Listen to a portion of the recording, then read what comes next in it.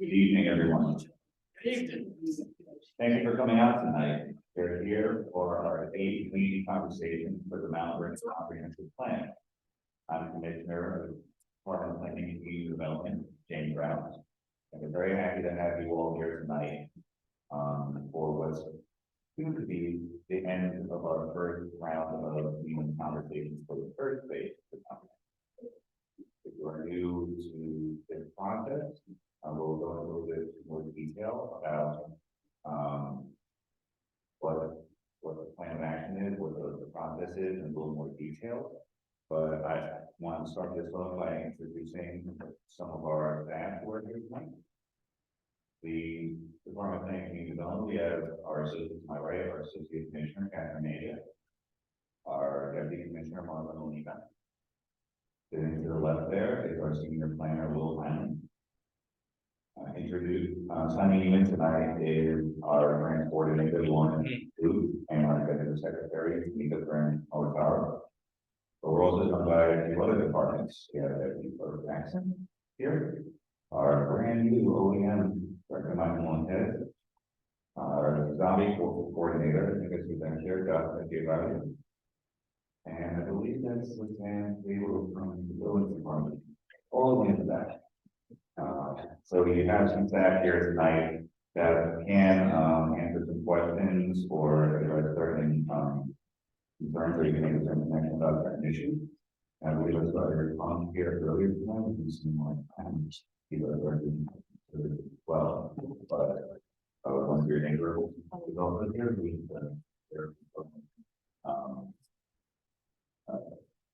EDA buildings, air out of this income.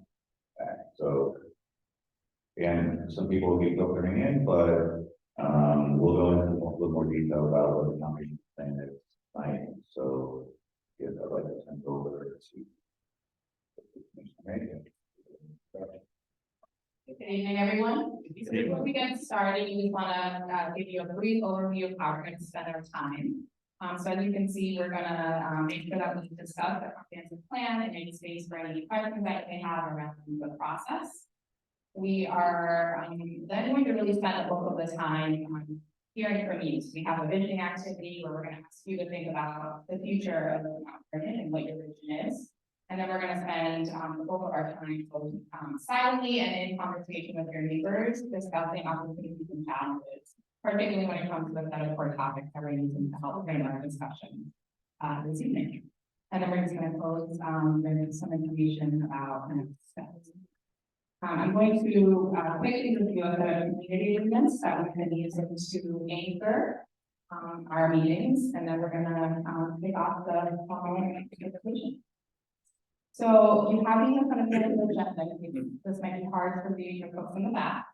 But the first is to be respectful, right? You know that this is a big topic. This is a plan that's been a long time coming, and folks are going to have different ideas, and that's important, right? You need to kind of hear from the diversity of what you all think about the present and the future of Mount Vernon. But we just ask that you engage with each other respectfully.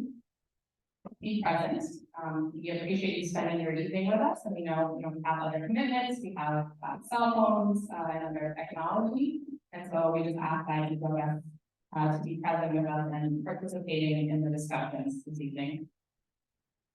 Step up, step back is an invitation. So if you are someone who maybe is generally quiet or not comfortable maybe sharing your thoughts with others, this is an invitation to please share. There are going to be opportunities for you to write down your ideas, but also again be in discussion. And so we really want to make sure that we hear from you all this evening. And if you're someone who loves to speak, that's also great. And the only invitation there is to notice your participation so that we can keep space for as many folks as possible. One night, so we'll be passing this around when we ask you all to share. But again, when someone is speaking, just be respectful that we can make sure that we're hearing from you all clearly. Challenge ideas and not each other. So again, right, we're not going to agree on everything, and that's totally fine. And we want to make space for productive discussions and struggles around ideas. And we just ask that if you have any, deferring thoughts, that you really focus on the substance of the discussion and not the person you're sharing, that thought. Speak from your own experience. So again, this plan is only going to be as strong as the diversity of the folks who are in the room will be sharing your thoughts and kind of building consensus around a series of priorities and recommendations. And so we really encourage you to speak from the experience that you bring as a resident here in the city. And then lastly, just keep your comments brief when you are sharing so that we can just hear from as many of you as possible this evening. Are there any clarifying questions on these agreements? Yes. Are you gonna do any small groups or it's just gonna be one large group? So the question is, will we do any small groups? So we will recognize this is, a particular setup that we're working with, but we are going to invite you to begin conversation with the neighbors as part of the activity that we have to use today. Can everyone commit to using these community agreements during our meeting this evening? Ed and I, thumbs up. Thank you, everybody. So I'm going to turn it over to Deputy Commissioner Molina to do a quick icebreaker. Thank you. So, some of you may have seen each other around town, but this next exercise is going to give everyone in the room an idea of, how long you've been in Mount Vernon. Hopefully that will inform your conversations when you are breaking up into group sessions. So raise your hand if you lived in Mount Vernon for more than 10 years. 10 years. All right, raise your hand if you lived in Mount Vernon less than 10 years. Raise your hand if you work in Mount Vernon. Okay. And raise your hand if you live in Mount Vernon. Okay. So what was that honest question? So this is important because when you break up into groups, you're going to share as Anthony said from your experience, based on if you live here or saw something somewhere else that you want to break Mount Vernon, all of that is on the table. Okay. Thank you, Deputy Commissioner. I also want to acknowledge our fire chief, Kendall, as well. I also live in the area 24 hours, so I'm invested in both of these things. So again, I'd like to thank you all for coming out today. So Mount Vernon is about to undertake and will adopt the first comprehensive plan since 1968. That's 55 years since the last time the city had a comprehensive plan. I know that time frame, 55 years, sounds a little scary, but it's been long, but it's not bad or problematic. And the reason I say that is because a lot of towns, a lot of cities, a lot of municipalities don't have a comprehensive plan. New York City, for example, doesn't have one. They should never have one. The last time they tried to attempt it was a year after Mount Vernon adopted theirs, 1969, and after the 4-year process, they decided not to finish it. And so I know that has happened here. About 12 years ago, that process happened, and then certain things changed, and it just never got across the finish line. The way we're approaching this is that we're going to ensure that changes are made and it's going to be eventually adopted. Not only the mayor and the city council are committed to this top priority. We have approached it based on feedback. I've been walking through the door. I've been here 14 months now, so I knew I grew up about a mile and a half south of Mount Vernon, so I'm fairly familiar with it. But walking through the door, there was a desire to address certain issues. There's a lot of pressure and there's a lot of interest in what we've identified as downtown. So that's about a 40-ish block area surrounding City Hall, Mount Vernon train station, Mount Vernon Hospital. And the reason we did that is because downtown is a place that every neighborhood is something interest extremely important about the success of downtown. Now, the pandemic has not been kind to downtown to southern part of Remington Avenue, Sound Forward. There's some retail businesses that struggle, that you have actually thrived, despite the pandemic, but there's a general concern about the activity and character. And so we want to be able to address those concerns. We want to be able to acknowledge that there is a lot of interest in downtown, both internally and externally, and how we're going to approach it as a community. So what is a comprehensive plan exactly? So it's a community-led process. You know, we are here to help guide you through the process. This is not our plan that we're bringing to you. It's we're having these conversations to come out to you, to listen to you, to help formulate the plan with the consultants, with the team consultants that we're working with. So it's the essentially come up with a 10-year plan that we want to replicate. We want to form a foundation so that 10 years after, the process continues, and 10 years after that, the process continues. And what it will do is it will create a vision for what Mount Vernon is and wants to be, and how cities will grow. It's also about forming an identity, because even though we're the city of Mount Vernon, we're a suburb of New York City, and 4.4 square miles, we function as a small village. So that I like to do like a triangulate, and within that triangle, where does Mount Vernon fit? Because we look east, see what's happening in North Shell, and we look east and up, see what's happening in North Shell. We're looking at, you know, west toward Yonkers and see it's very waterfront heavy. You know, things are happening in White Plains. Portchester has rebranded itself. And so what elements of those we both like? And we hear a lot. Folks saying, oh, well, this place has this place has that, why can't we have that? Well, we can, but how do we want to have it? Because we can't just copy and paste what other places have into Mount Vernon, because Mount Vernon, I said, we're here to determine what's our identity. We're not here just to replicate, and that's a big problem. That's a big discussion point in urban planning circle, is that a lot of places say, why don't we just do what happened over here? And it's just like, well, it may not work. And so it's important to think about growth and design and development, and how things look, how things feel, what functions, what works. It's important for us to discuss that, because we all have individual visions of what Mount Vernon should be, or what we want it to be. But collectively, and I don't like to use the word compromise. When we get together as a group, people say, oh, well, if I'm gonna, you know, present my vision, then someone can have a different vision and I have to give up on this. No. We're here to collaborate. We all have different ideas. Sometimes we have similar ideas. Sometimes we have complementary ideas. Even two ideas we didn't think complemented each other. But that's part of the conversation, part of the discussion. When we bring those ideas together, we can formulate a better picture of what Mount Vernon can be. And when we talk about growth, yes, growth, you know, when you think about it, means, you know, building up or building denser. And in some instances, that is true.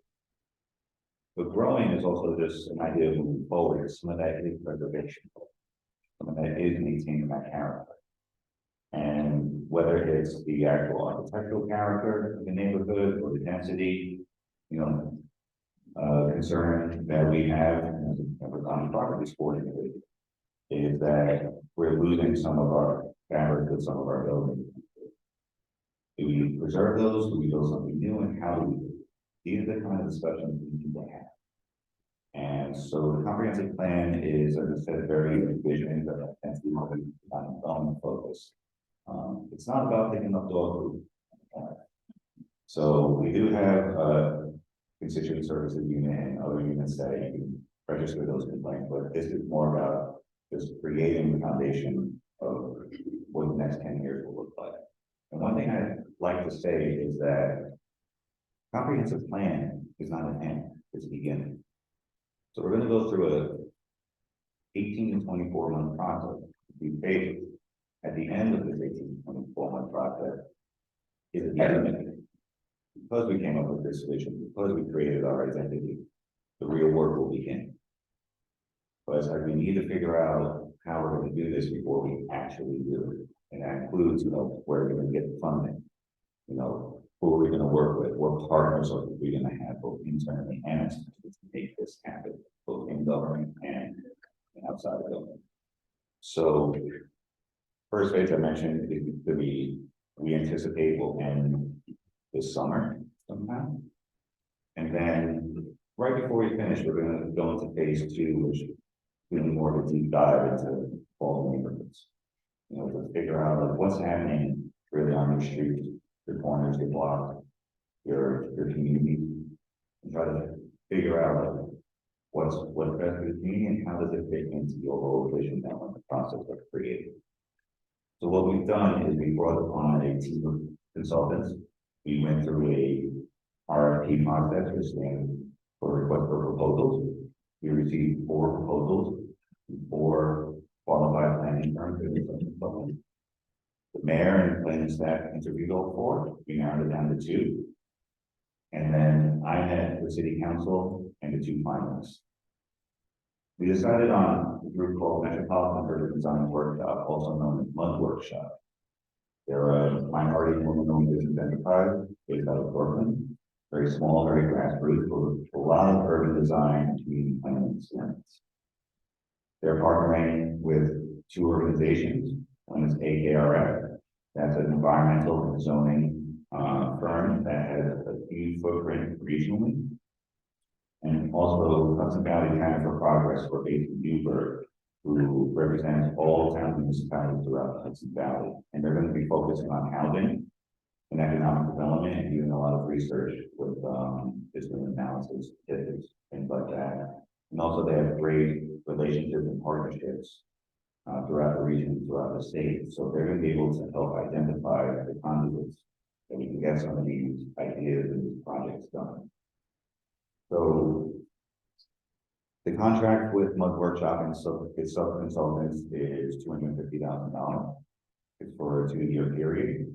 Where is that coming from? It's coming from a mix of things. It's coming from, yes, the city tax offered, but also we've got a $75,000 grant from the Empire City Development Corporation to help support this process. Now, one question folks have asked is, we really haven't seen the consultants thus far. So these community conversations are a department-led initiative, and so we decided to leave after we signed a contract with the consultant. So they're doing a lot of the behind-the-scenes work with us, and we are on a regular basis conversation at least every 2 weeks, and a lot of side conversations happening just to prepare for a larger version of this, of 2 public workshops for the first phase. That will happen in April and June. Right now, we have it scheduled for the first one, April 25th. That will be at the Boys and Girls Club. And we're looking at June 29th, the location to be determined. So what's different between these 2? Well, right now, this is kind of a, for some of you, your first exposure to the process. And, you know, we want the opportunity just to hear your initial feedback, because the feedback that we gather here will help guide the direction of the public workshop. First public workshop will be an opportunity to actively engage. And then the consultants will take that back, help formulate the plan. And then for the June public workshop will come and say, this is what we've heard, this is what we think worked. What do you think? And you get like, awesome, thanks for doing this. You're gonna be like, awful. Please leave Mount Vernon. We're under contract, they can't do Mount Vernon just yet. So, but it's really important because, you know, it's a deliberate, iterative process. You know, we've done a bunch of these, you know, going on, you know, 3 months now. And, you know, we've heard a lot of good feedback. You know, we handed out a package and it includes a map of downtown, for example. And people are wondering how did we determine the boundaries? The mayor asked me, was giving a presentation to create your boundaries. So I did, so it's liable. And we're open to, you know, feedback of, well, what do you consider that? We've already gotten feedback about extending certain corridors to include the vision downtown just to address some of these items and the issues needed. So as Associate Commissioner Mayor mentioned, we're going to have some more intimate conversations throughout this evening. But this won't be the last conversation that we have. So again, I'd like to thank you for coming out tonight, and if there's any questions along the way, please feel free to address them and bring them up in your breakout groups. And right now, I think I'm turning it over to.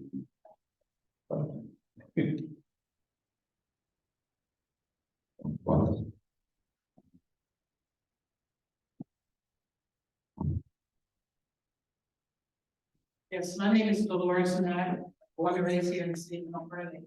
My question is, I've been to all the meetings, I've been listening on even on Zoom, but my concern, and one of my main concerns are the senior citizen, I have some recent data from the county of Westchester. With Mount Vernon age 55 and older, we have close to 13,000 senior citizens living in this 4 square miles, and I'm considering, about housing and programs for them. I hope this will be part of the comprehensive plan. And another thing too is, I'm hoping, the city of Mount Vernon is supposed to be a suburb, and I'm hoping that we're not looking at doing a show with the tall buildings and stuff and say we can do that. No, I think, we should take care of what we have first. As I spoke many times in city council meetings about, we don't take care of what we have in this city. We run to something else, and we have, city-owned property that could be turned around and get on the tax roll and strengthen our tax base right now.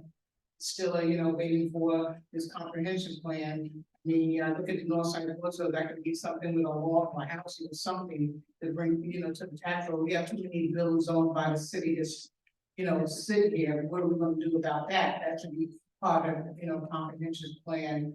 And, again, with buildings, I think we should take and, look at, small businesses, the storefronts and make them, little small eateries or, little business types and maybe above smaller apartments and stuff, but please, no more public housing. I lived in public housing in Leipzig House for 38 years. We don't need no more public housing here, we need, tax rolls, bring people in here and, look for, I think the people stuck in the middle, have a blue collar job, but they can't afford to be homeowners or something. We need to really look into that. Thank you. Thank you, Ms. Mack. You're welcome. Yes, my name is Doug Richardson. I'm raised in Mount Vernon. Probably been here close to 50 some odd years. Moved away from that, so I claim Mount Vernon as my own. At one particular time, Mount Vernon, the motto, I think, used to be the city of homes.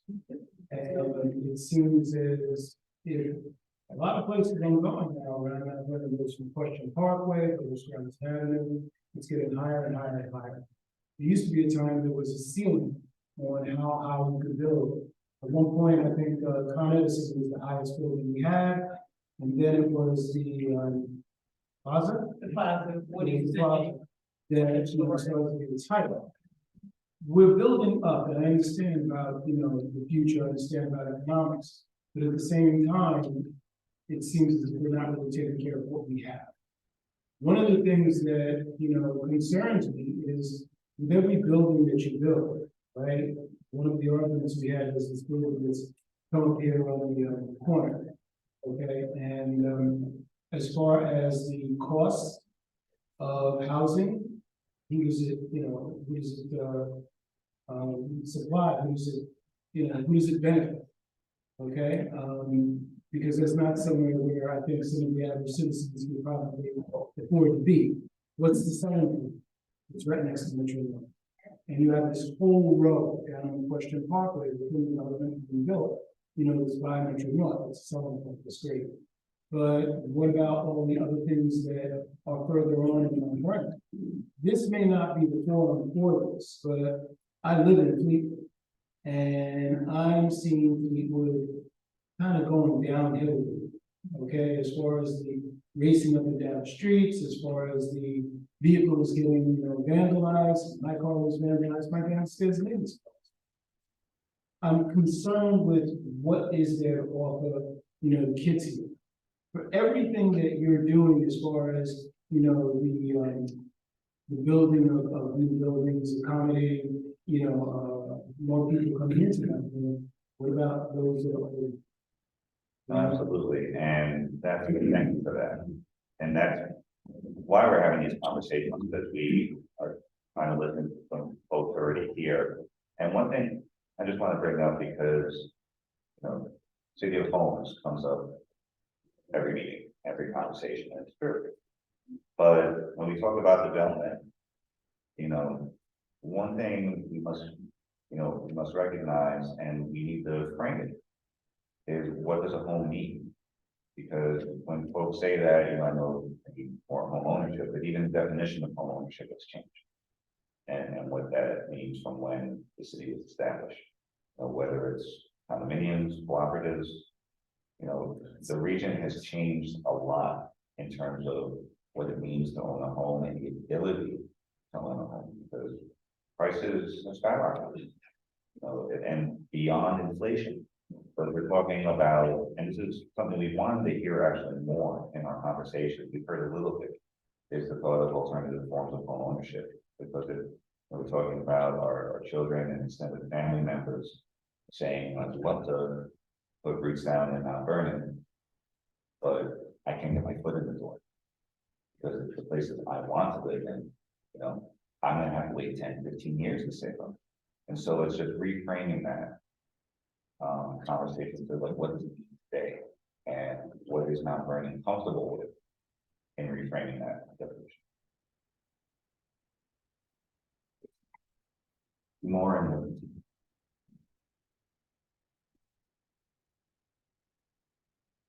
Good evening. My name is Marcia Jacob. My family has been here in Mount Vernon since the 1960s. I am in the part of Mount Vernon that I feel at times is forgotten about. We're at the very south end. I'm on South Fifth Avenue between Kingsbridge and West Kingsbridge and West Gate, the very first block in Mount Vernon. We have a lot of nonsense going on down there. I'm also co-chairing of the Kingsbridge. For the South of that, we have the Kingsbridge Neighborhood Association, and we have been uniting our area to bring people together to get involved in some of the things that are going on down here.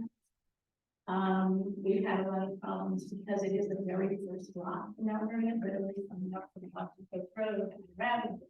We've got the cars racing. We've got yesterday, we were working the west, and must have been 100% that literally doing passes now. They all come off 95 and everybody races up. And there's very little to be done, and all nights, all hours of the days and night. We have people who have purchased homes, and this is not really has some vehicles that have not been, maintained. We do our very best to do what we can, but I honestly would love to see, encourage more people, young people to come in to purchase some of these so-called zombie homes. We got one on our block where they just keep social services and just keep putting homeless people in, and it just keeps deteriorating and deteriorating. It's the highest level. We have businesses at the end of the block that have closed because they've been robbed so many times, because they are literally on the border of Bronx. People come in and they rob them and they go back down to the Bronx. We've asked for more, and I know this is not a civic, it's not about, fights, but, this is part of it. We would love to, I would love to be able to see like some of these homes preserved and some of these homes purchased by people who are trying to be first-time homeowners, who would like to stay and would like to encourage them, people who want to buy homes just to bring in tenants, and tenants are getting parties, and, all hours of the night, and dropping, their liquor cups, and they're bringing stuff into our neighborhood that really shouldn't be there. So it just, I would like to see some of this preserved. And I just really feel that there should be, the woman over here who mentioned about the seniors, we do have so many seniors. Even our senior centers, it needs a facelift. It really needs, we need to have more there, more for young people, more green space. Michelle is trying to build green space. They're sending out emails saying, come and talk to us about green space. We don't have any green space here. We need places for people to come and relax and enjoy music and, bring in performances at night. We used to have performances at City Hall. You know, people really come to chairs and sit and listen to music, you know, we have so many people. And down by Longfellow's, Longfellow's, feel, to me is an eyesore. You know, they've never really fully developed that, but there's one plow over so far, so people park there. You know, just to really build up what we have, to really take advantage of what we have so that people who live here can continue to enjoy it and just, you know, just make it a place that people want to stay. If I could address just some of your comments, because, one more, further than what I continue. First of all, before the Bronx, we were on always that way. Bronx is mentioned a lot. These community conversations, wonderful place to from. But, first to address, you know, what you were saying about the zombie homes. Now, the city, at one point, and we're looking to restart it, as what's called the in-run process. That's where we take, ownership of properties that have, you know, been dilapidated, or tax arrears, etc. He takes hold of that property and there's a process to auction off or sell directly to folks.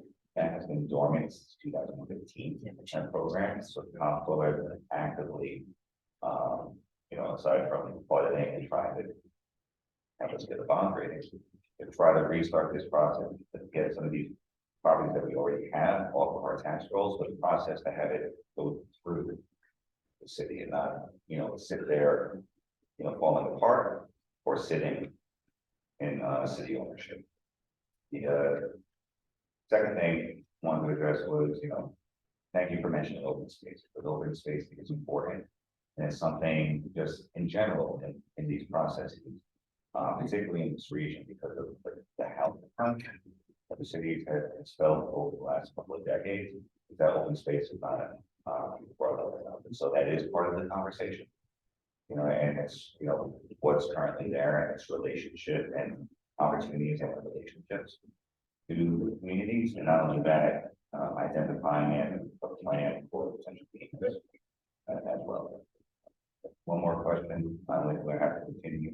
There's some of these topics that we're bringing up, we would really like for it to be part of the breakout discussion, because it's an opportunity to talk to your neighbors to really do a deep dive instead of saying, okay, what's really important. When you ask the question about alternative homes, one thing is clear that nobody really wants what occurred. We need housing, but we really are not happy with 20-story buildings going on. And that a big problem, part of that. I don't think it's not necessarily 20-story. I understand that. But for everyone like that. Yeah, I mean, you can have smaller buildings that, you know, go through the process, co-ops or condos. The biggest problem that I see, you know, immediately is the green space. A little more into the mic, I think folks are having. Is the green space problem. I mean, there is actually a park here that is absurd, because it sits right next to the highway. It gets now a little bit of light in the morning, a little bit of light in the afternoon. That big building is right across the street. I mean, and it's right next to a highway where kids with asthma would be coughing all the time that they were there. I mean, it's a ridiculous place for a parking lot, maybe. But, you know, and as a senior, and I've lived here for about 12 years, I used to teach in Longfellow for a couple of years. Parking is ridiculous. There's municipal park, we lost municipal parking, reasonable parking. And especially if you're older, you know, I can't walk that far anymore. And just going up the hills to park my car can sometimes, you know, it takes a little longer than it should. Or I have to mind when I'm gonna come home, or I'll get out there and move the car, so I'm close enough or that I can walk in a level distance. So zombie homeowners, you know, the city could do like what Rucko does in Ulster County. They could rehab them, they could put them into a new homeowners, an affordable homeowners program where, you know, citizens who live in the town and have a more modest income could purchase them. That would be something that they could look at. Trees, I've lost 3 dozen trees looking out my window. It's harder to breathe in summer. Every tree is like how many air conditioners, you know what I mean? I mean, we have to also have a sense about climate resiliency. And that means more natural spaces, that means rain gardens, that means rooftops, that means we need more parks.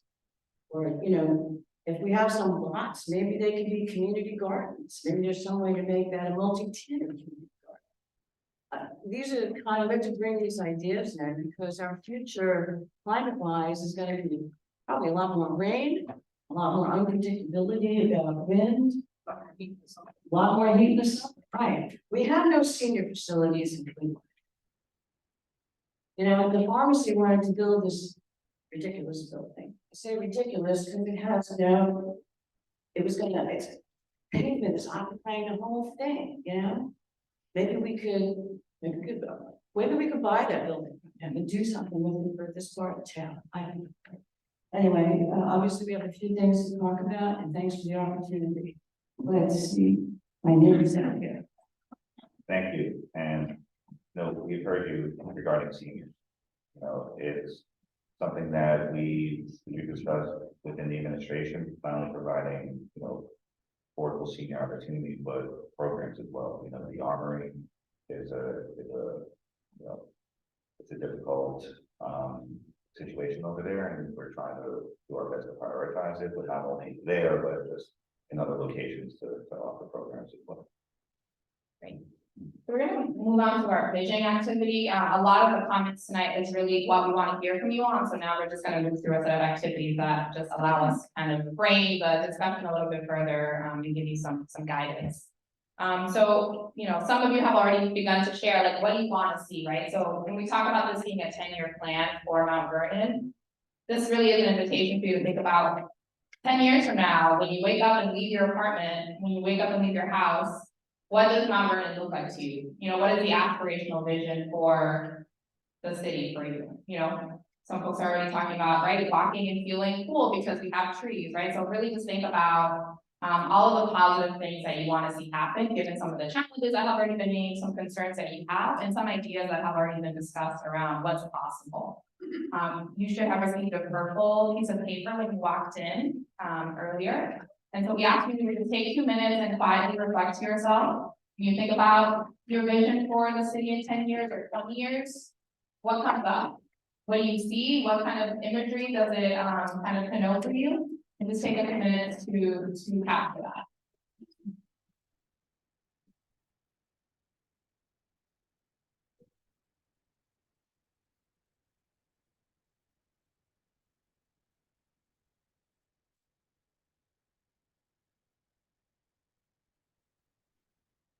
I'll pick up that.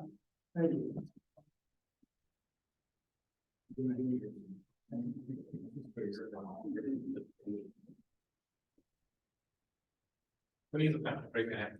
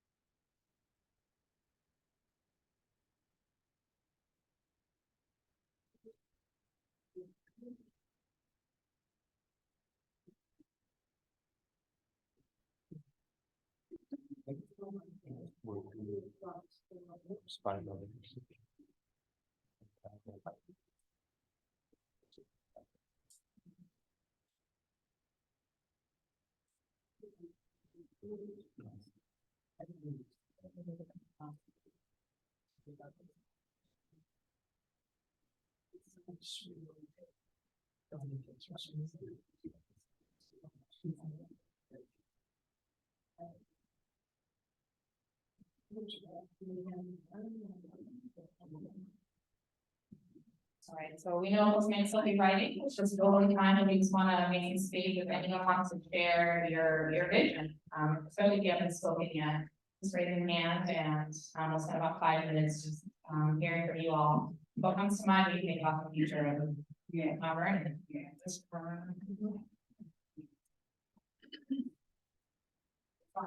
The future of Mount Vernon will be a walkable, town that we find. And, it will finally have found a way to cut the railroad cut, they make that parliament space, so it's something aside from the region.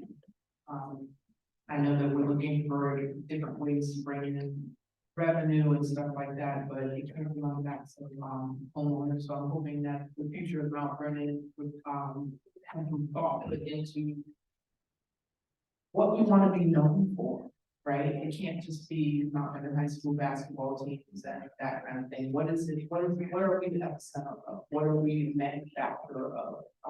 What is it that we are making the space for? And we need to look forward to seven generation. Thank you. Can I see if anyone else over here? Anyone who hasn't spoken yet want to share their vision?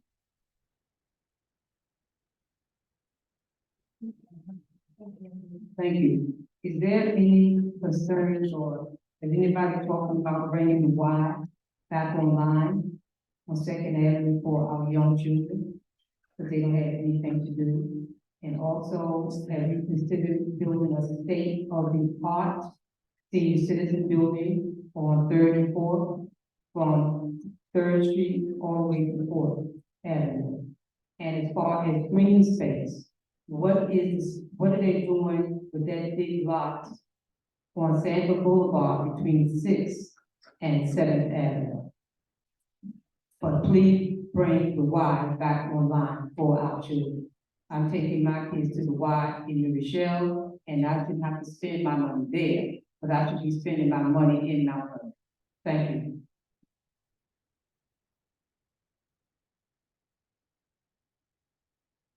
Vernon James, I've been a resident since 1975. My vision in Mount Vernon is to have the bond rating restored, so businesses want to do business with our city.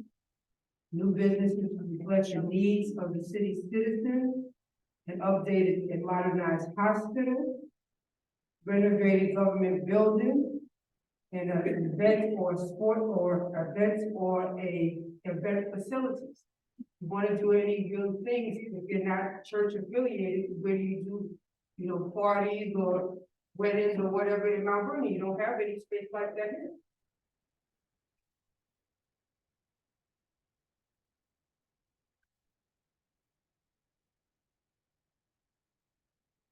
Hello, my name is Michelle Virgo, from Mount Vernon, and I have a lot of vision for Mount Vernon.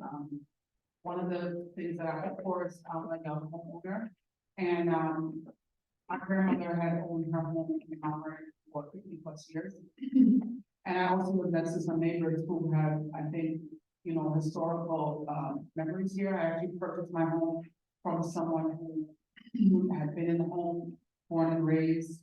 They had been there 60-odd years. It was their parents' home. My neighbor currently has been in her home 70+ years. It was her mom's home, and I hope to continue that legacy. One of the challenges that I find in Mount Vernon is affordability, and I wonder how is the comprehensive plan to bring development to the city so that, you know, while we do want this to be a city of home, to understand that when it's only a city of home, that means the only taxpayer is the homeowner. And so how we protect our seniors, because I think seniors are important, and if you invest in the city of Mount Vernon in that many years, you know, when we talk about this immigrant process, you know, how many of our senior citizens will actually be affected by that? You know, I would hate for my neighbors who are struggling to pay taxes, who have these legacy homes, to lose their homes due to an immigrant process, because we've actually made Mount Vernon that unaffordable for them. The other thing that I would love to see this comprehensive plan do is put some real staples and ground rules in our zoning laws and our, you know, that protect our ZBA and our planning department help to go to these meetings. And our board members, our commissioners feel almost inclined to have to, you know, do what's been done over, you know, the last few years, which tends to be a lot unfair at times. And so my hope is that, you know, that when we develop this comprehensive plan, that will put some real boundaries and limits on the variances and, you know, deviations from what we're planning and participating in now. All right, and I know Ms. Mackey, you had your hands up, but you close this section out. There's really one thing I'm concerned about through this comprehensive plan. You know, we're gonna build, like I said, most big buildings at this time, take care of what we have. And two, we gotta look at the comprehensive plan that involves our police and fire department, because I said that for so many years and decades, it's been negligence. You know, the fire police department is not a 9 to 5 operations, 24/7, 365 days a week, and we have to really to focus on our police and fire department, really. Thank you. Thank you, everyone. So as you hold your vision for what you want to see, we're now going to have an opportunity to hear from you all in terms of what the current challenges are, but also what the opportunities are to address some of the topics that you all raised. Thank you. So, you know, that was a warm up, kind of get you in the space and think about, you know, writing stuff down. Important. The papers that you're writing in, you're actually going to hand those to the consultant. They're going to synthesize the information. This is the community input that we've been speaking about that will shape the conversation for the first workshop. At that workshop, you'll get to see some themes that have come up. You know, as the commissioner said earlier, you'll get to say, oh, this should be a priority, that should be a priority. I agree with that, I don't agree with that. But what we're gonna do next is we're gonna focus in what's considered the downtown area. We handed out a map. And as we said earlier, this map, you know, it can shift, depending on community input. The 4 areas that we're gonna focus, actually 5, is open space and parks, mobility and transportation, housing, business and industry, and preservation. You know, we didn't list preservation, but we got feedback that we should be thinking about preservation and what that means to you. So in we gave you 4 different color papers. The yellow one is for housing, the pink one is for businesses, the blue one is for mobility and transportation, and the green is for open space and parks. And if you have any comments about preservation, then you can write those in any of the papers that you have in front of you. So you're gonna take 5 minutes to reflect, write down what you think about these 4 areas that I just listed. Again, focusing in the downtown area, because that's the phase 1 of the comp plan. And after those 5 minutes, what we're gonna do is we're gonna create 4 groups. So that you can have a conversation with each other about some of the things that you wrote down. We ask that you designate someone to take notes and also to report back to the bigger group. And you know, we'll spend 15 minutes in the group, but for now, we just want you to focus on, you know, next 5 minutes writing stuff down. And we want you to prioritize what you write down. Because, you know, one of the questions we had at a previous meeting was, so, you know, how do we set priorities? And again, that's going to be part of the conversation at the first workshop, but it will help the consultant if you wrote down 4 things, you can say this is, you know, 1, 2, 3, 4, with number 1 the highest priority. So I'm going to be quiet now. Any questions about what we're doing for the next 5 minutes? All right, so go ahead and right away.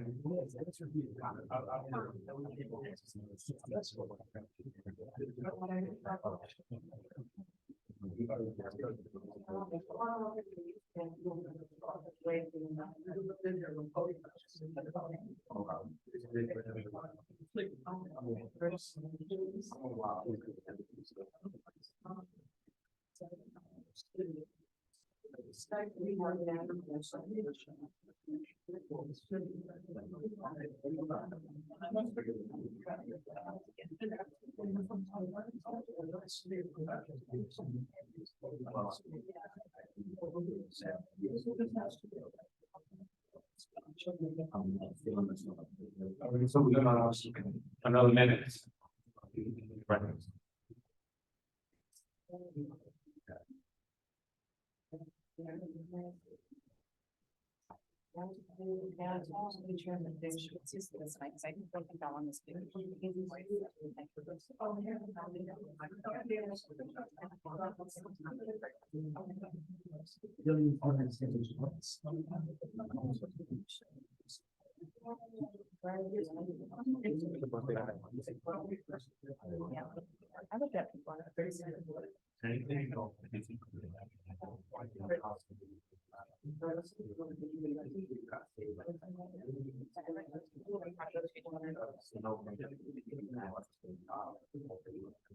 All right, so.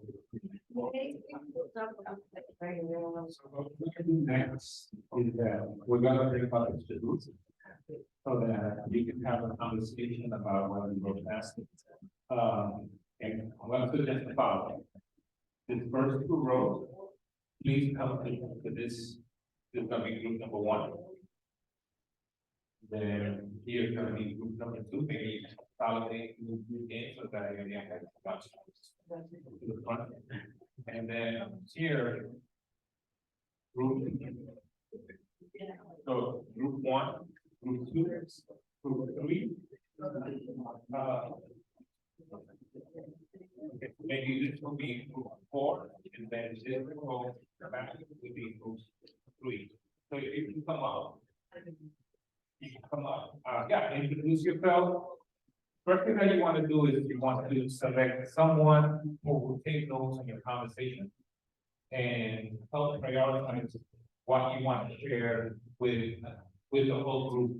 And whoever's taking notes, if they can also be the speaker for the group, we're gonna ask you to share, your top issues, opportunities, challenges, and prioritize, what's important. If you hear someone, have already covered something that you were gonna say, then, move on to the next issue. So let's go ahead and have you please move to the front. And then this group consolidate into the. No, so yeah, from this view back, group number two. Recognize it's a little tricky with the view. I think here's just everyone to share some of the comments. That is,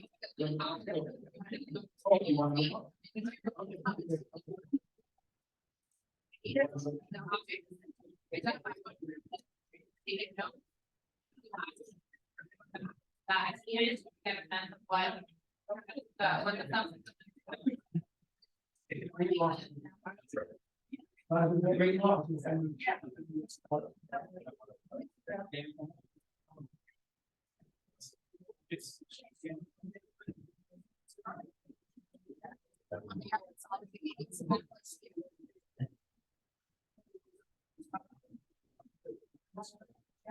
of what the maybe something you see. Yeah.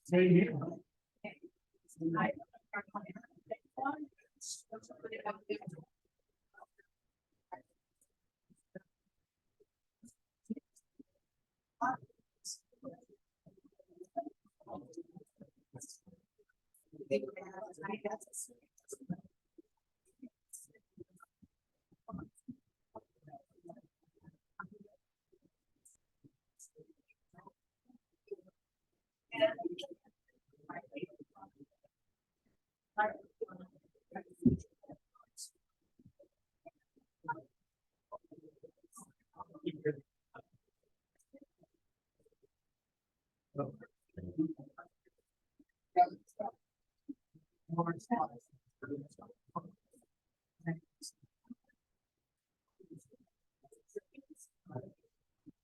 live in Virginia. And you're 29 years, so.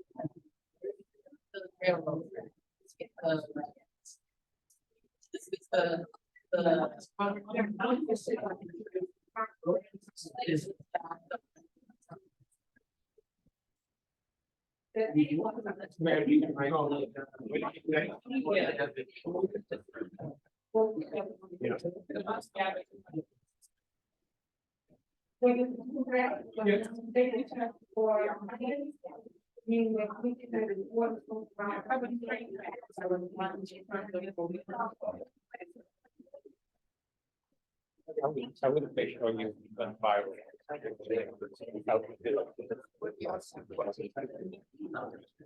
It's just like, weird, I just feel like I don't think you're, I actually feel it, you can like see it. By that time, I'm thinking of why? I mean, I think one of the he's trying to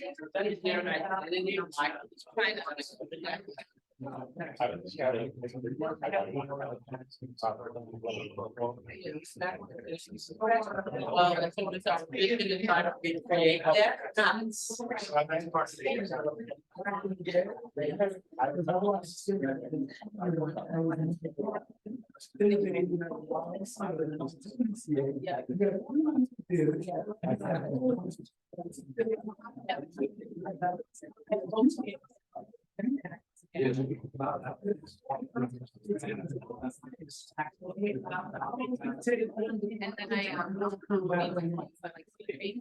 yeah. Like the marriage.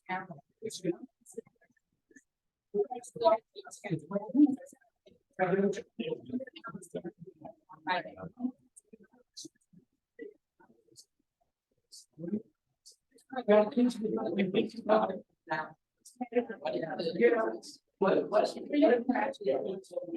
Like, we have time and other, I think,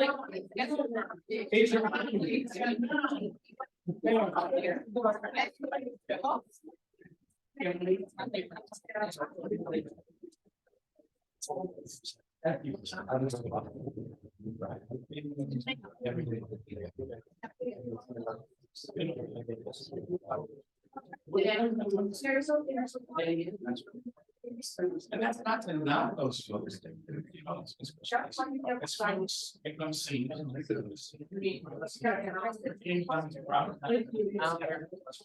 Not very information. You know,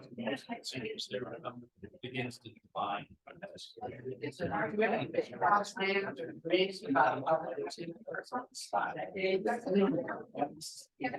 I remember train station, across the Second Avenue, front my house, to get to the train station and hang out.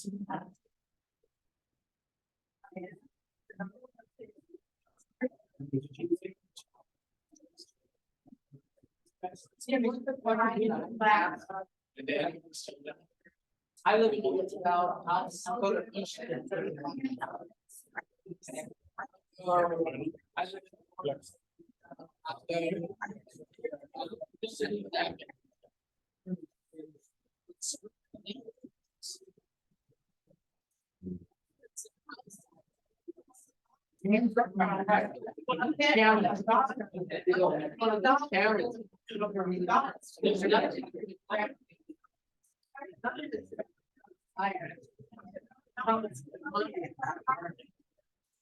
Except for some of the fact. Okay, the best, I think that's.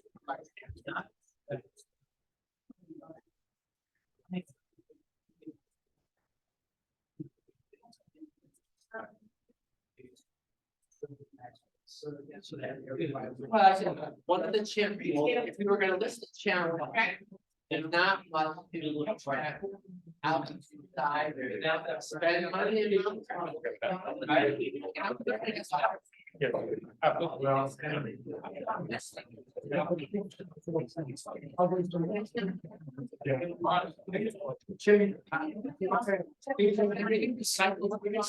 Spending a lot of time. That was. You guys. You guys. No, are you gonna have?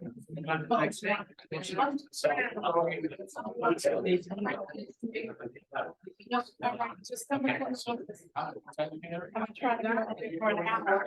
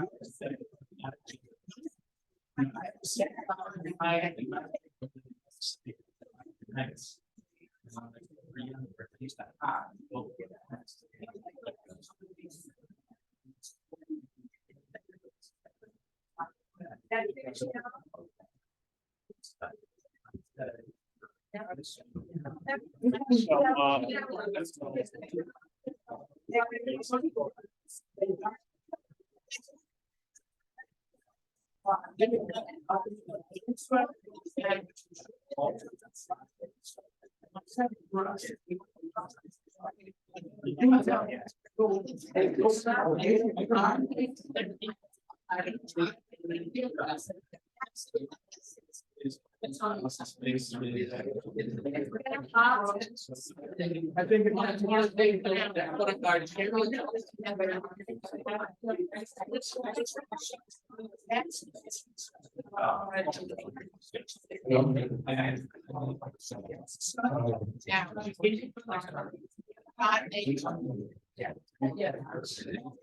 did everyone hear?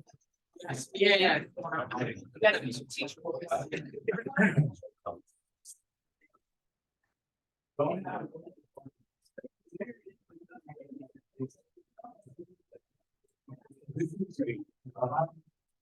Great dialogue going on.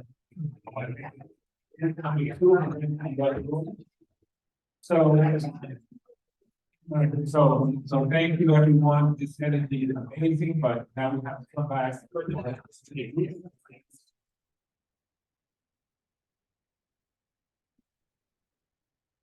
So. We'll get one see.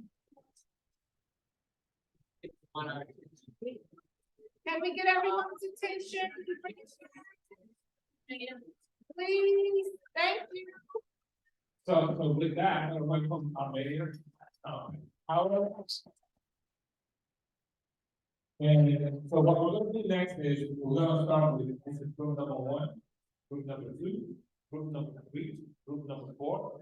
So whoever you select to report back, please take 2 minutes to share what we talk about, some of the priorities. Again, opportunity, challenges. So let's get started. Hi, I'm Mark Tedesco, and I think that the common item that a lot of discussion was about was the reduced tax base in Mount Vernon that now burdens homeowners. It's because of the loss of commercial, industrial businesses that had provided a source of employment and tax base to the city. And then so many of the other things that we want to invest in are going to depend on improving that tax base to fund it. There's discussion about vacant storefronts, often doctors' offices that provide no street light or energy once they're closed right in the downtown area. Public safety is a huge component of trying to increase the attractiveness. Again, high taxes, getting back to the question of improving the tax base. The need to make Mount Vernon attractive for businesses, but also, again, in the downtown context, right by a train station, major transportation hub. It's not the place for a auto repair shop. It's totally underusing space. It's suggestion about that a lot of parking spaces there that are unused most of the time and could be used for building, but still reserved parking underneath the new building. I'll stop there for some of the things we talked about.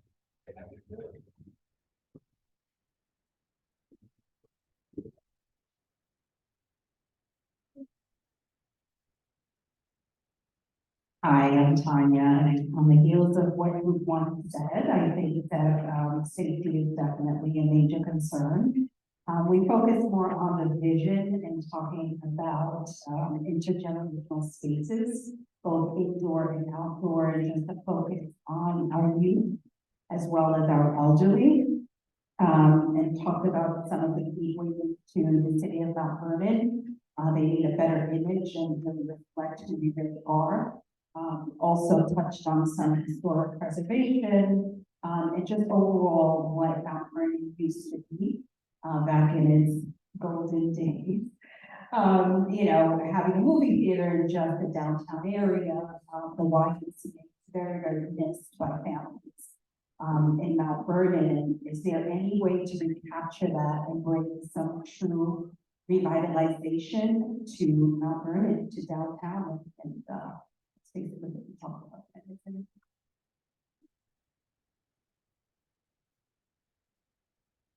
You?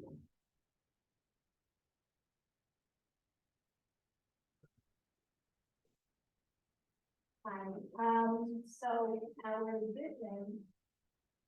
We have a lot of ideas in, streets and houses that are maintained, neighbors, community, our residents who interact, engage.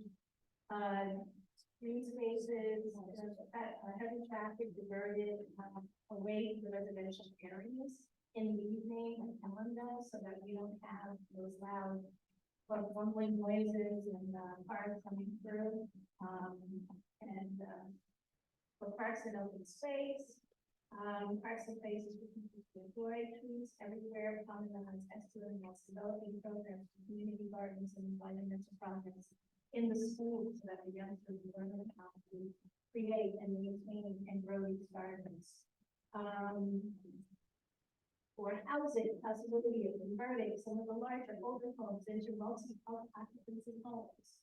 So instead of apartment buildings, maybe we have smaller homes or a smaller building, it can be multi-generational, multi-family, developed and upgraded, and affordable.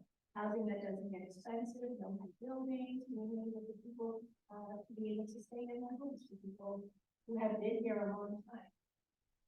Mobile and transportation, I think you can take that car. More parking in Cleveland, also, in the Richard, we have those small, buses that go around that are free to the residents, going in the business areas, so people don't have to worry about parking and heating meetings, and the people who don't drive, they have transportation. Businesses.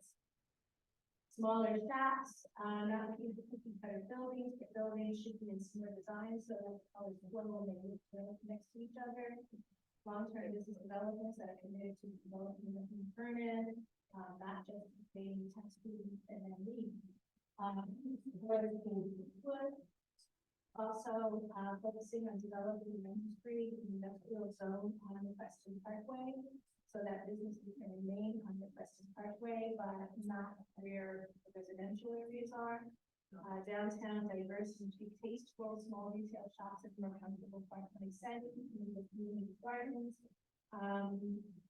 Developing the Roseway, opening and developing the Roseway, which is now privately owned, and be able to find a way to use that very valuable space, especially when it is, on the park. To open space for young people to have activities and young people and families. And then lastly, cover Preston County and TAS to make nurseries grow, bars and restaurants, and that's pretty much the same thing as what we said.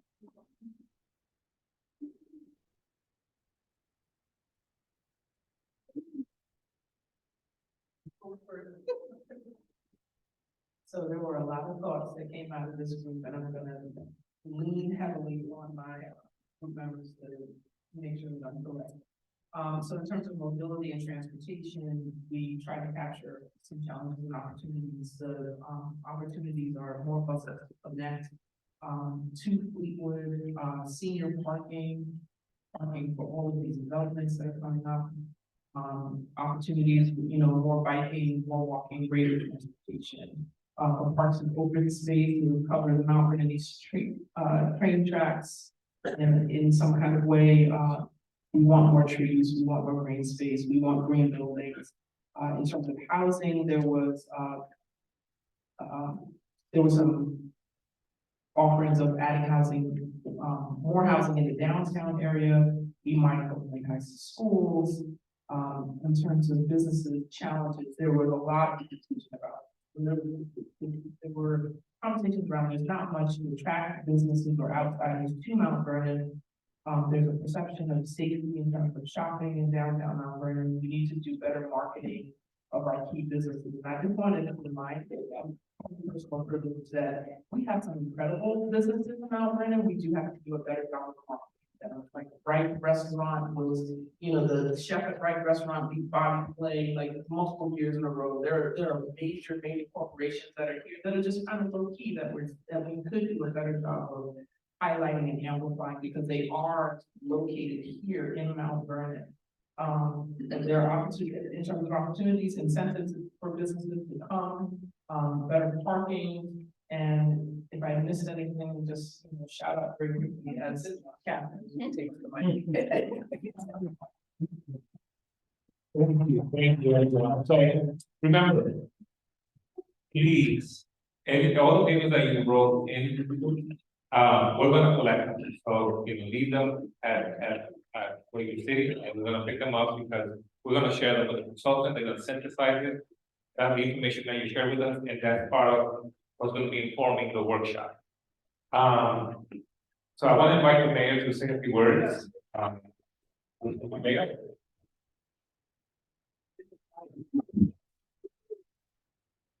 First, I want to thank my staff for continuing to provide this opportunity to get benefit from the community.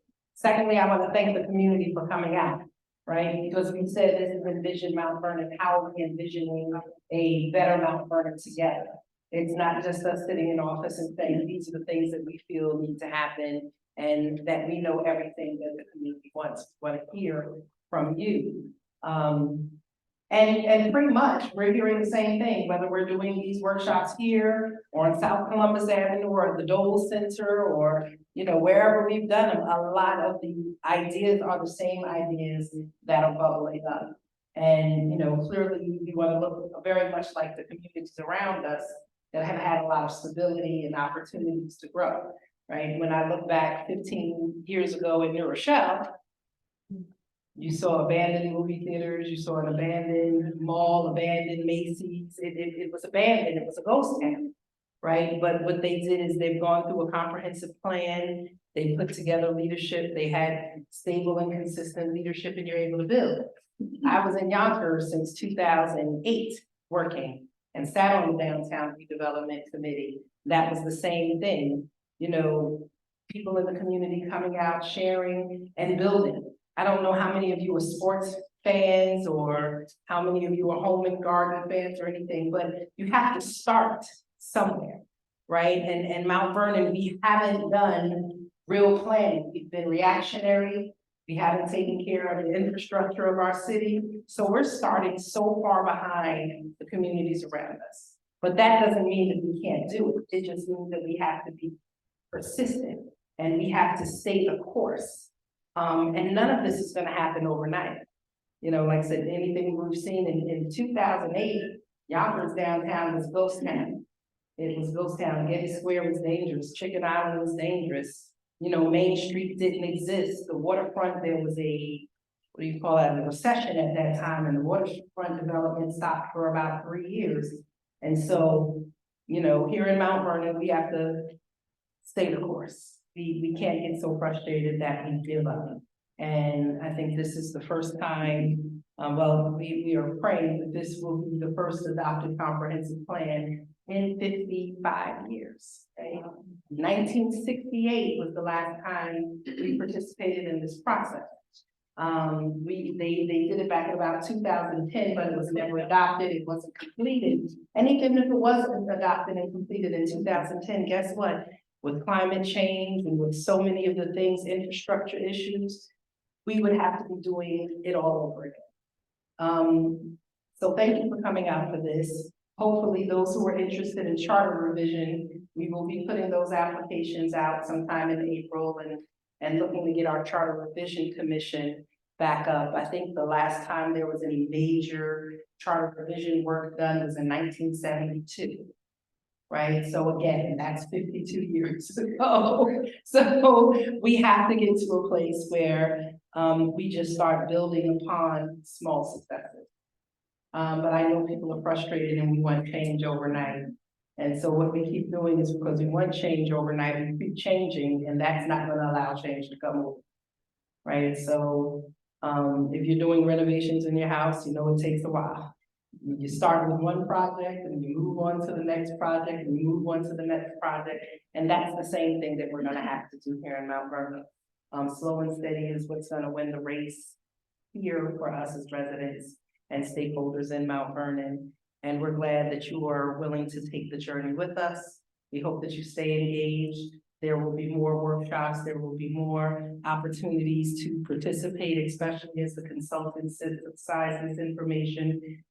Again, keep coming, and I promise you, even, go over and if we do something at the Dole Center, go there. Because in Mount Vernon, we become very fragmented.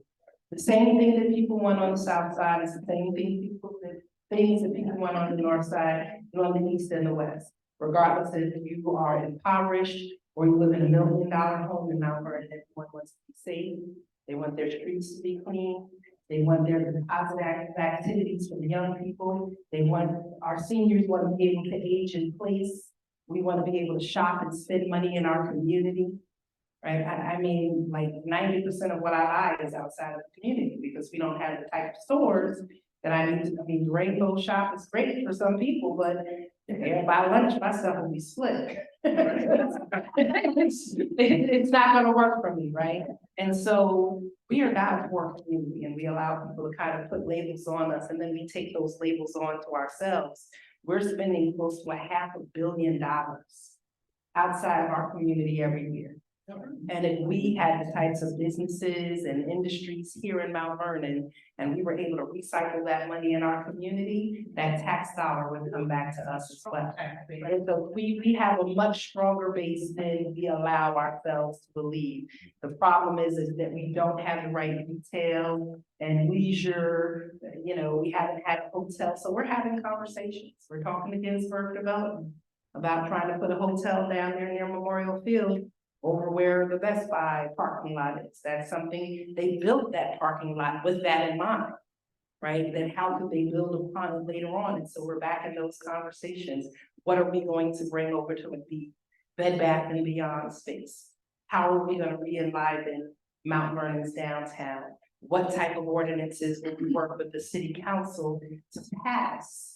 Right, so that we could tax and fine businesses that keep their storefronts empty. Right, we don't want all of these empty storefronts, but in other communities, they charge the business owners, if you keep your storefronts closed, then you have to pay a vacancy. Right, because we have people who come and they buy property and they just leave it, they don't upkeep it, and they just wait for someone to come and give them this really, really good price. But in the meantime, it causes our corridors to become dead and not safe, and we're missing out on good opportunities for tax revenue. So we're gonna have to do planning, we're gonna have to do legislation, you know, economic development, all of those things on top of fixing the infrastructure. But again, we're just glad that you're coming out to participate. We need to hear your thoughts. And we're residents too, right? So these are the same things. I want bike lanes. I want a walking path that goes from Wilson Woods to Hutchinson Field. And we're talking to the state about that and want to bring Hutchinson Field back online. And we want to get the support. We want the Armory open. We want the Dole Center renovated and expanded. We want the PAL back. You know, things like the YMCA, well, we don't get to control that, right? The YMCA took their charter away from Mount Vernon. And it was closed because it struggled for 45 years and I ran it for 4 years. So, you know, I really kind of love to hear, oh, the YMCA, we really, really need it back. But 80% of the people who came to the Y came from the Bronx and Harlem. They did not come from Mount Vernon. People in Mount Vernon went to New Rochelle and White Plains. So it's not like, you know, so it was a very small subset of the Y on 2nd Avenue. And the Rose Y has been closed for since about 2005, almost 20 years. And the building isn't even there any longer. It's been leveled. You know, I want to see the small shops. I want to see nice eateries. I want to see cool place where you can go and listen to jazz music and have dinner. I want to be able to have a hotel that I can invite my family when they come to visit me to stay in, not so they don't have to stay in my house, but It only keeps them there for so long, right? You know, I want us, when we have meetings and baby showers and wedding, bridal showers, you know, all the different celebrations that we do in the community, for us to be able to have that hotel or that conference center or those catering halls, again, so the money that we do, we can keep in Mount Vernon. Someone asked me last week, why did you have a fundraiser in Yonkers? Well, because for 250 people, where am I gonna do it in Mount Vernon? Who has a catering hall that can hold that size? So we have to, oftentimes, we're forced to spend money outside of our own community. So we have to, you know, find ways to attract it, to build that economy back here in Mount Vernon, and we have to be very intentional about it. And put that energy into it. And so I've spoken kind of more than I wanted to, and I know we are past the time of our very, very good host, because we're supposed to end at 9, but I'm glad I was able to get here to at least hear your wrap up. Again, and to confirm that every part of the city, socioeconomic, education backgrounds, ethnicity, religion, culture, creed, old, young, everyone in Mount Vernon really wants the same thing. And so we have to stop dividing ourselves by the quadrants, or by Lincoln Avenue, or by First Street, or by Fleetwood, or by the Heights. We're one Mount Vernon. And the only way that this community is really going to thrive and grow is when we focus on the development of the whole. We're starting with a certain portion, and we're going to build it out. We're starting with that downtown portion, but we want our neighborhoods to be beautiful. We want home ownership to increase in Mount Vernon again, because that's when people are going to maintain their homes. We have too many properties, too many of our residential homes, which are being rented for income. And so you don't have people who are as invested in maintaining their property, and you have owners of those facilities that are more interested in the income than they are about the character and the strength and the unity of the neighborhood. And so we have a lot of things to do. Is it impossible? No. Is it tough? Yes. Is it worth it? Absolutely. And so let's continue to I saw it on the news that they're gonna start on 7th Avenue, 9th Avenue with the $150 million grant that we got for the phone. That's great. 7th Avenue and 3rd Street. Yeah. It starts about 3 weeks.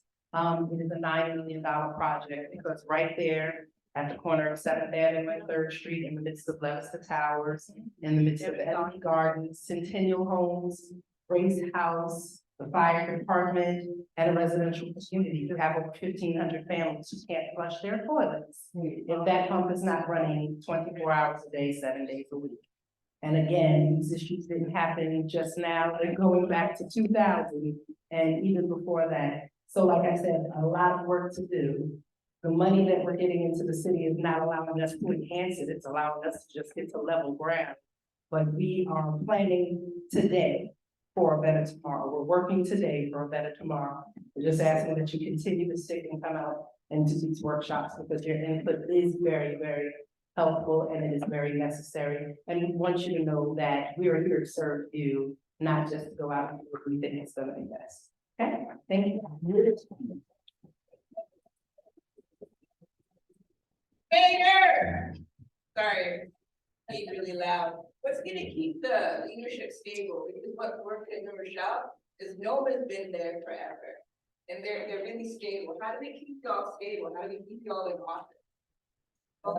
Well, I think you just, I mean, look, I don't want to use city meetings as an opportunity to be political, but New Rochelle's had a leader for 16 years. Yonkers has had the same leader for 11, going on 12, and they're pushing for another 4. And, you know, White Plains has done the same. And so, you know, if we continue, huh? What about that? I mean, well, look, stability is important. No one here is getting married every 4 years. No one is changing where your children live every 4 years. I mean, if you're changing your jobs every 4 years, usually it's in upward mobility and things of that nature. But, you know, continuity is very important. And I've had an opportunity to participate in working with those communities and doing things. And I can tell you, sitting on the Downtown Redevelopment Committee, the Downtown Business Improvement District in Yonkers, the Hospital Board, being chair of their Community Planning Council, which was faith-based business, not-for-profits and government. I was like, I'm not even a resident, but I had all of these great opportunities to lead over there, and I learned a lot of lessons. And what I think I've learned as I travel to different mayoral conferences and meetings is that every community has a lot of the same challenges. If you look on the mayor of Kansas City, you're gonna potholes, you fix the potholes, pave the streets. Birmingham, go on their page, go on the mayor's page at Birmingham. After we did our Pave It Forward launch, he was like, oh, we're paving these streets here and in this district. And I was like, oh, okay. So our little town, we have our challenges, but we are doing some things well. The challenges that we started so far behind the starting line that it almost doesn't feel like we are getting anywhere. But again, it's about building blocks. It's, you know, you get 1,000-piece Lego set, and even after you put the first 100 pieces together, it doesn't look like you have much. But as you continue to put the pieces together, it comes out and it turns into something great. And we want to see Mount Vernon be great. I would not step away from an incredible opportunity to make lots of money with very little stress and scrutiny to serve my community if I did not feel that Mount Vernon was absolutely worth it. So, thank you. Appreciate you being here, and thank you all for being here. Thank you. As I mentioned, we have, in April, we're having our first public workshop come up, and I just want to highlight, if you go to the website, look at your materials, it says April 20th, it's going to be scheduled to April 25th at the Boys and Girls Club. So please tell your friends and neighbors that if they see that the date has changed, will be updating the website soon. We have one more meeting conversation that we're going to be scheduling or rescheduling in Spanish. So, así hablas español, por favor, comparte tu experiencia aquí con ellos, con tus amigos. Así pueden asistir a estas reuniones. So after that, they'll begin to the first phase, and then we'll have community conversations and 2 public workshops. The second one will be in June. Locations will be determined on June 29th. So again, thank you all for coming out, because we see you at many more.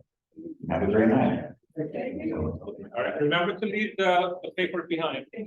Look at the